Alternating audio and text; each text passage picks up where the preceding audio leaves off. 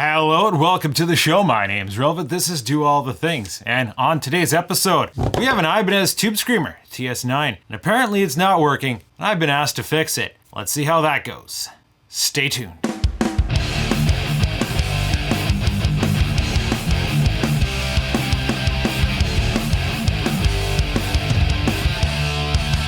So I haven't even plugged this in yet. The owner says just one day it stopped working. So let's give it a quick test and see what happens. Gonna try it with the battery first. You got the amp humming in the background there, and apparently my cable's tangled and I just put them down. Now, if I plug into the, wait, which side's the input? Oh, right here. No light. No light at all, sir. No signal. Let's try it with an AC adapter. Plugging that in, there's a, hey, it's working with an AC adapter. They said it didn't work with an AC adapter. Well, let's give it a little play.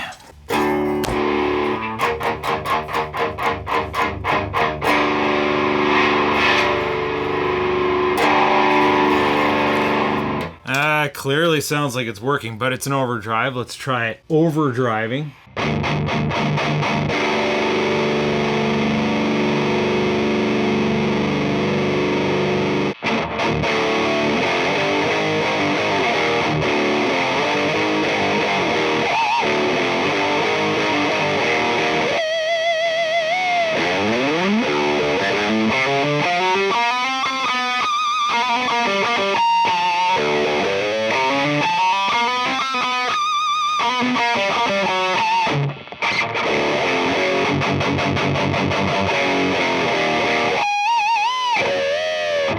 This thing sounds funny but feels good. Now mind you, that could be the amp, so like, that amp's a bit rough sounding. I just use it for testing purposes.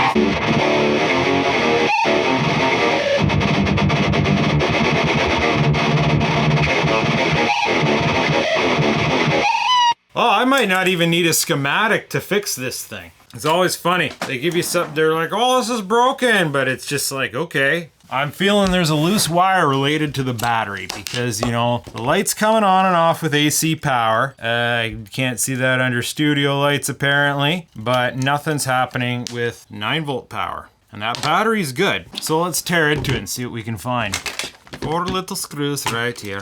Okay.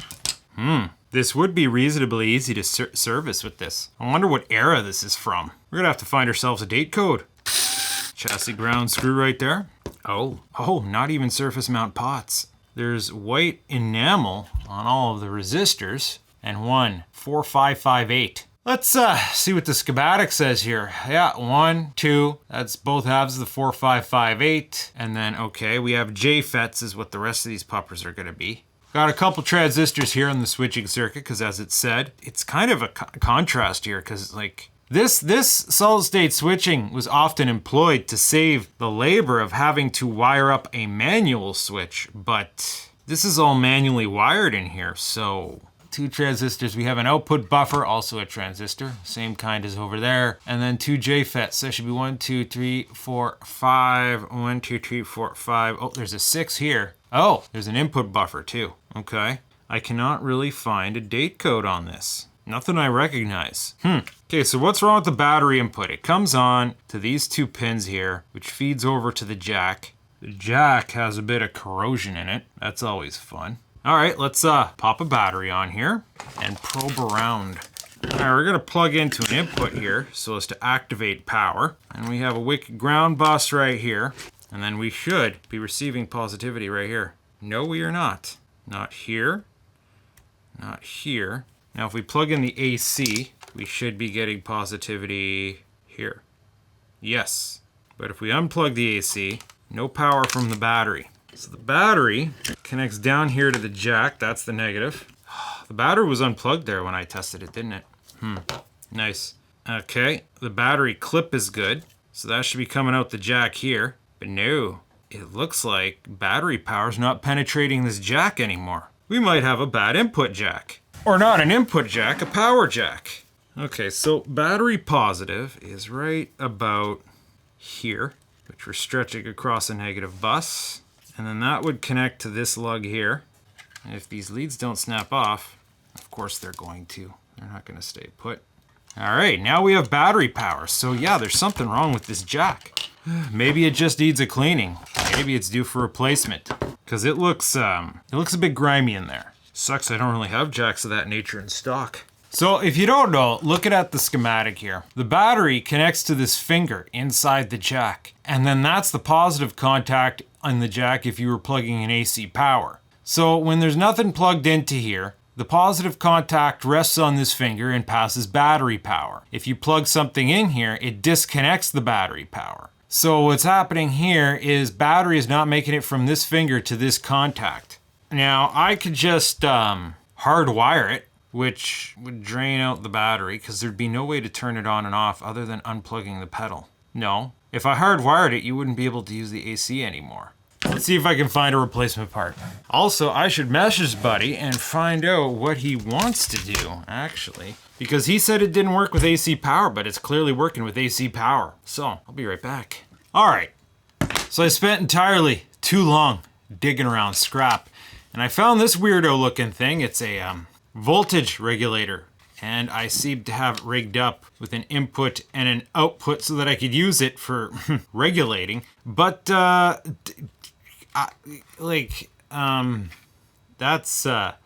this is interesting, the things that I did back in the day. I wouldn't do this way anymore, so I'm gonna try to pull that jack off there, see if it fits.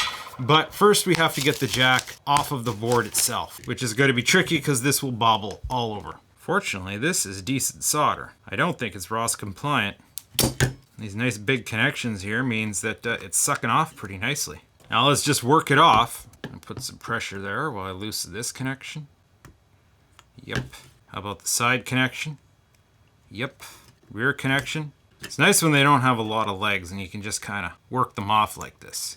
All right, there is the part in question. Pretty standard layout. I already started digging around on Digikey. I would probably replace it with this component. We gotta see if this would even fit. So we gotta look at the data sheet and then we look out the layout pattern and we start comparing that. So 13.6, we're measuring 13.8. Yeah, that's pretty close. 7.8 for this front one. 8.2. And then from center to edge is 10.6. Oh yeah, pretty good. 4.8 from here to here. Yeah, that looks about right. And then how wide are these? It says 2.4 to 2.8. Oh yeah. So yeah, 13.6, 10.6, 7.8. Total length is 14.5. I got pretty much that. 10.7 is the height. Yeah. 10.8. So yeah, this Wurth Electronic, it's just one of those names that pops up sometimes. It's like, oh, I think they're a better brand. Not sure what's going to be made. Probably China like everything else. But got a 360-degree view. It looks like it's going to be a drop-in fit. So I might put some of those on order so if something like this comes up again. Meanwhile, let's see if this part here is going to fit. Oh wow, there's more going on in here than I thought. What's this wire? Is that me or is that before? I just want to see what this thing is. Well, that's weird. There's an actual transformer in there, or a choke, and there's a chip. I thought this was just going to be a linear regulator, or there are a couple chips here. Watch, it's a little switch mode dealy. Out of curiosity, I'll look up this chip part number real quick. It's a pulse width modulator control. This is a PWM regulator? That's freaking hilarious, man. Wow. I might be able to actually use this for something. But again, I'm not going to be implementing it this way. So let's take this off of here and see if we can dismantle this mess. Let's check the size here. Yeah, pretty much the same. Now, did I tack those on or just put them through the holes? We're good. I need to do a little bit of cleaning and prep to this component. If I recall correctly, this is like something maybe I salvaged out of something else, or maybe I just bought it like off the shelf at Radio Shack, back when Radio Shack was still a thing here in Canada and they sold parts like this. That said, we have to be mindful. This cheap component might damage on us relatively easy. All right, let's see if we can clean this up. There's all sorts of old glue on it. So the health of this component. It looks about the same footprint and it doesn't look all corroded inside. Looks actually relatively fresh. Now that we have a more angle, like look at this thing. See that? Now you could try to clean it, but the little finger contact's kind of hidden in there. so it's relatively difficult to get in there. Let's see if it fits in the pedal. You got this one contact here that's just a little bit bent, but oh yeah, pretty much drop in. That's nice. I'll just hold it nice firmly into place there and give it a dousing. Now with those two conductors soldered, we can take that off and do the final one. All right, so let's see if the jack itself works. We will plug in some power. Actually, I'm gonna slap the PCB back into place here real quick. Trying to remember which screw is which. It fits nice through the box. All right, so let's plug her in. Plug in a dummy jack and, well, we got light. Now, let's try it with the battery. All right, unplug the jack and, aha! We got light with the battery now. So, it just needed a jack. That's it, that's all. Let's put her back together and test it. Oh, I forgot to put in the crystals. This guy goes in here somewhere. Yes. Just a little insulator so the circuit can't slap at the back of this plate. All right, battery in, cover on, guitar in, pedal out, grab the guitar.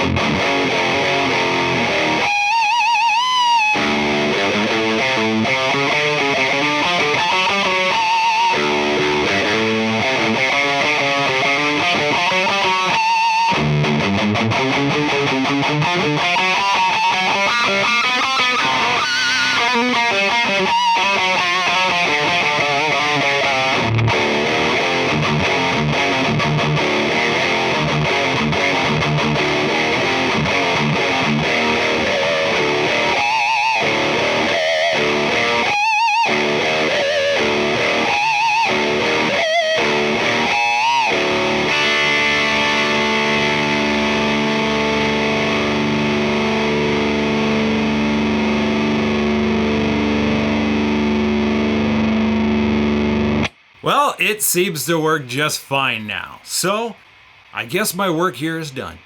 If you enjoyed this, stay tuned, because sometimes people ask me to fix things. Don't know if it's necessarily always pedals, but hey, sometimes people ask me to fix things.